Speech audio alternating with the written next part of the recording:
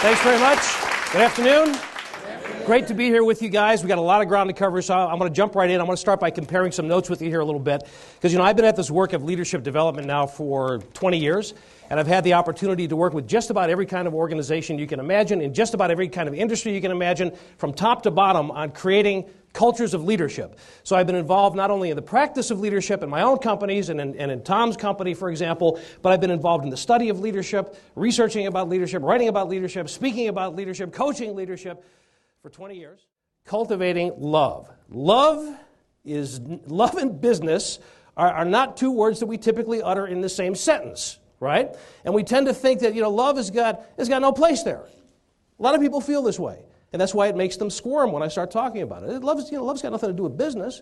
And frankly, that point of view is flat out wrong. At the very least, it's misguided. At the very least, it misses the point. And in fact, what we're going to find is, and I don't expect you to take this at face value. I want to make my case for this, all right? But I think what we're going to find is that not only is this word not inappropriate, love is at the very foundation of leadership. It's at the foundation of any great leadership act, and not only that, it's at the foundation of any great, thriving, competitive business.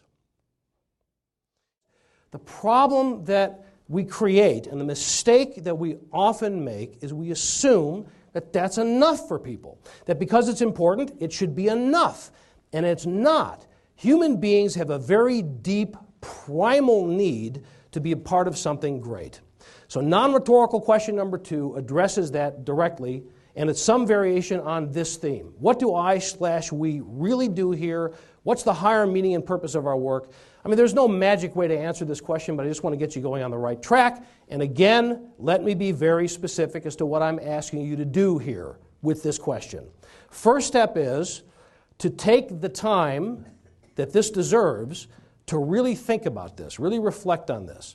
And you'll see that it relates to the first question about why you love your work. It relates to your history, how you got to be doing the work that you do. It relates to the people that you work with. It relates to the impact that you think you can have on the world. All that stuff comes into play in trying to answer this question. And I'm asking you to do that just for yourself. Just reflect on it for yourself first. When you think you've really got the answer to that, and this is not about marketing spin. It's not about coming up with the snappy phrase. It's all about the authenticity, the sincerity in this. When you have the real, authentic, sincere answer for yourself.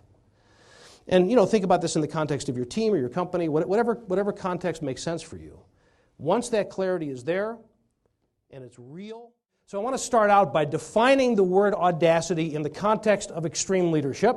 And there are 2 parts to this definition. So first of all, we could say that audacity is a bold and blatant disregard for normal constraints. You know the old management catchphrase that it's important to think outside the box, right? We've heard that one ad nauseum over the years. The audacious approach to this is more along the lines of, what box?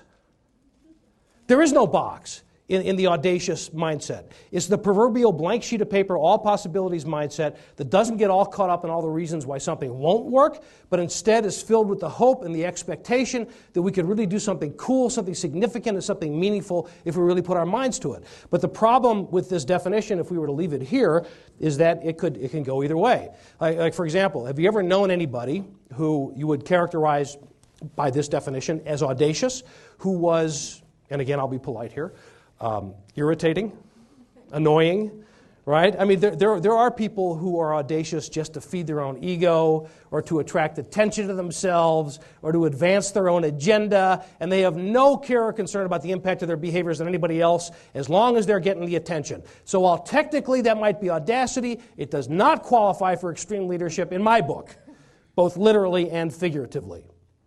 So what we have to explore here is the motivation behind the bold and blatant disregard for normal constraints.